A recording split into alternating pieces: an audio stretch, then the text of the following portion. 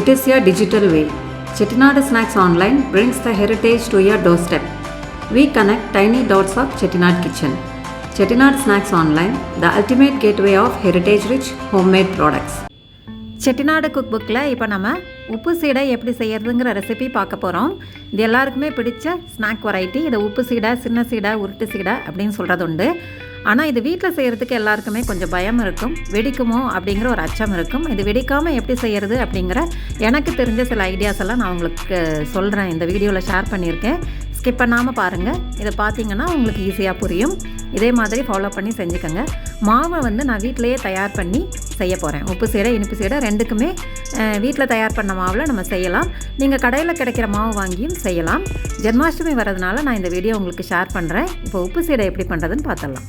இந்த கப்புக்கு 1 கப்பு பச்சரிசி எடுத்து நல்லா கழுவிட்டு ஒரு 2-3 தடவை கழுவிட்டு ஊற வச்சுருக்கேன்.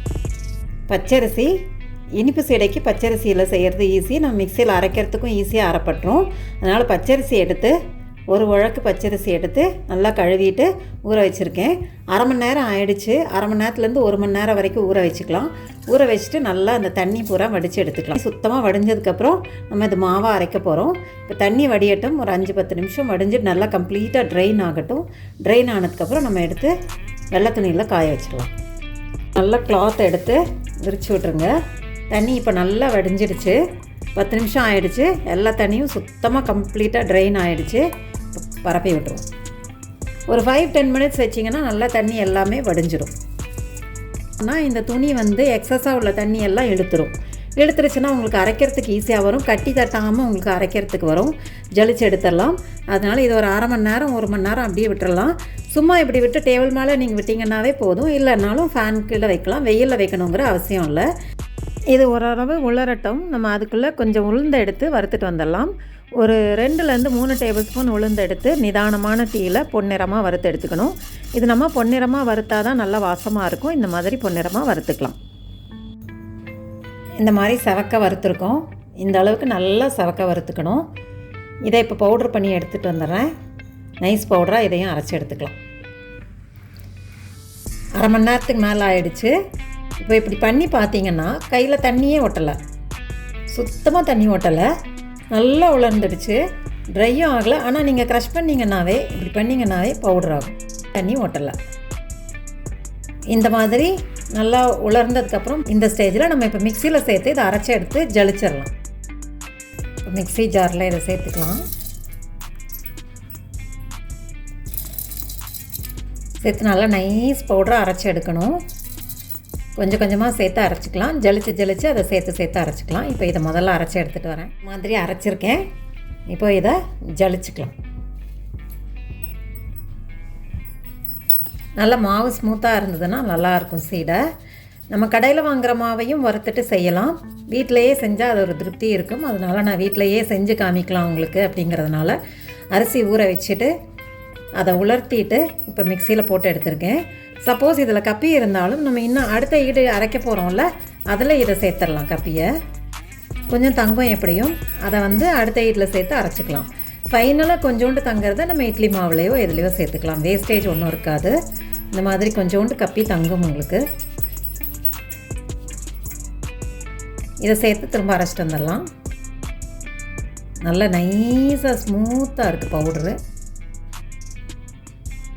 ஸ்மூத்தாக அரைச்சாச்சு. எல்லா மாவும் ஸ்மூத்தாக அரைச்சி ஜலிச்சாச்சு.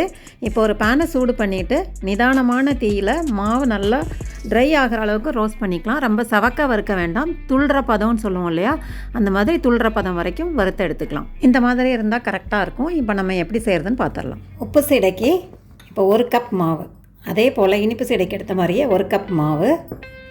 1 கப் மாவுக்கு 1.5 டேபிள் ஸ்பூன் உளுந்தம்பருப்பு வறுத்து அரைச்சி ஜலிச்ச மாவு, 1.5 டேபிள் ஸ்பூன் தேங்காய், 1 டேபிள் ஸ்பூன் வெள்ளை எள்ளு, 1 டேபிள் ஸ்பூன் வெண்ணெய், 1.5 டேபிள் ஸ்பூன்.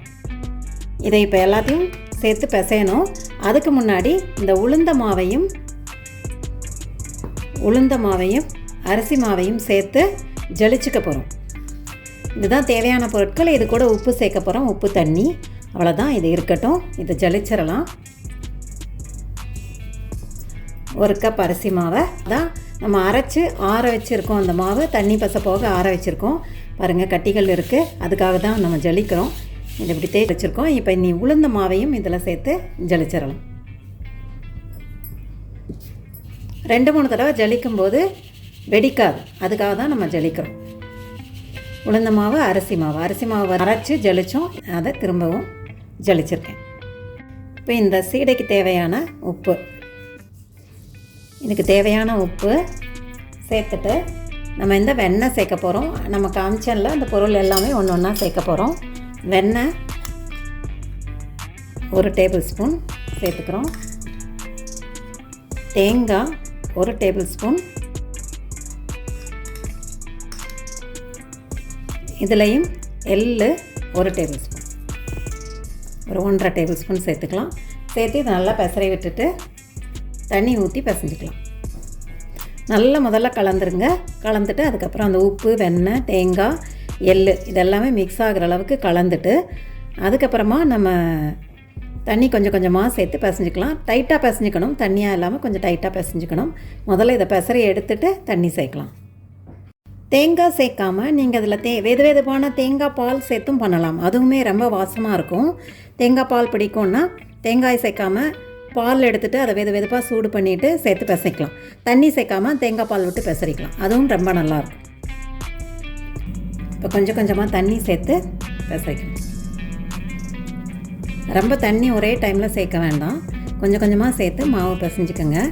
கொஞ்சம் டைட்டாக பிசைஞ்சிக்கோங்க, லூஸாக பிசைஞ்சிட வேண்டாம். இது தண்ணி மாவுமே டைட்டாக இருக்கணும்.